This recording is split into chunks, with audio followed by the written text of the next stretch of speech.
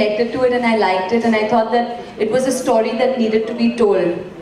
In 2014, when I heard the script, Prakhar and me went to Kashi, to Varanasi, to actually do a recce, and we were there for 15 days, just going to Mukti Dham, meeting Pandeji, you know, the guy who looked after Mukti Bhavan, and we would actually see, you know, dead bodies being picked up in front of us, and how people checked in over there, or if you don't die at Mukti Bhavan, you're asked to please leave in 30 days. This whole concept was just so, it was so unique. I mean, I've never heard of this, that Mukti Bhavan actually existed. And then there was a newspaper article also which said Kashi Karvat, the final halt. कैसे लोग जाते हैं Varanasi, you know, मरने के लिए, उन्हें लगता है उनको salvation मिलेगा, and what happens then? That's how, you know, I like the script, and I thought that it's a story that needs to be told. That's a very difficult choice to make. There are many points in his life, even though it's a short film, you see his entire life in front of you. Some happens in flashback, some happens in present tense.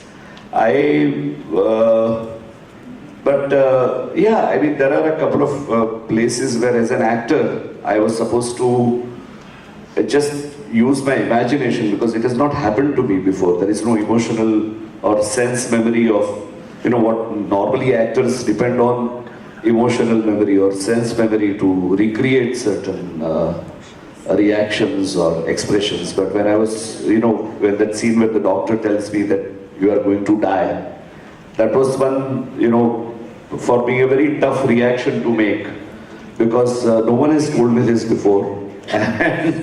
And I hope for many years no one tells me this before. But that was one very challenging.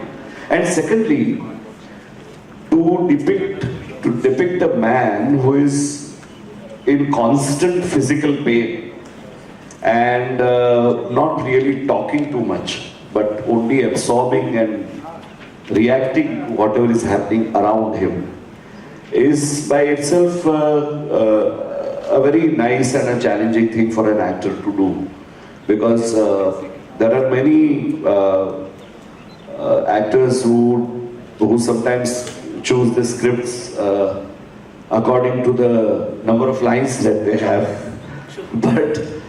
but when you have to remain silent for such a long time, and he starts speaking a little only at the later part, in the latter part of the film, and becomes animated also in the latter part of the film.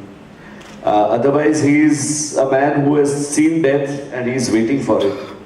So to do that was itself a very challenging process. Not a particular moment, but that entire journey of that man. And I must confess that I like to flash my nipples around. But in this character, the man was so much stricken by the reality of his death, approaching death, that he had forgotten how to smile. So I remember that first time when he meets that child, you know, who's mouthing those ancient wisdoms in order to make a living on the ghats. And that is the first time that he cracks into a small smile. And I had decided that till that moment comes, I am not going to smile in this entire film. Even when I meet Sutaria from Surat, I am looking at him with a little bit of amusement and contempt, probably, you know, disdain. But I had decided not to smile then too, because it was that child. You see, when you are confronted by this innocence, that is the time you really feel like smiling. That's the time when his smile starts coming back. So, without really preparing for it, I must say that I kind of, you know, this entire process of this depicting this character was really very challenging to me, and it was an actor's delight. I mean, what better showcase you can have for a film than this? So I do consider this to be one of my ranking amongst my better performances. And I remember when Aarti narrated to me the story. The story itself was something that takes your breath away. Yes. You remain open-mouthed at the end. That what the hell happened? It is that twist, a very O. Henry kind of a twist. I'm a great fan of O. Henry's short stories, and this particular story had that very strange, but still there was a kind of a completeness about it.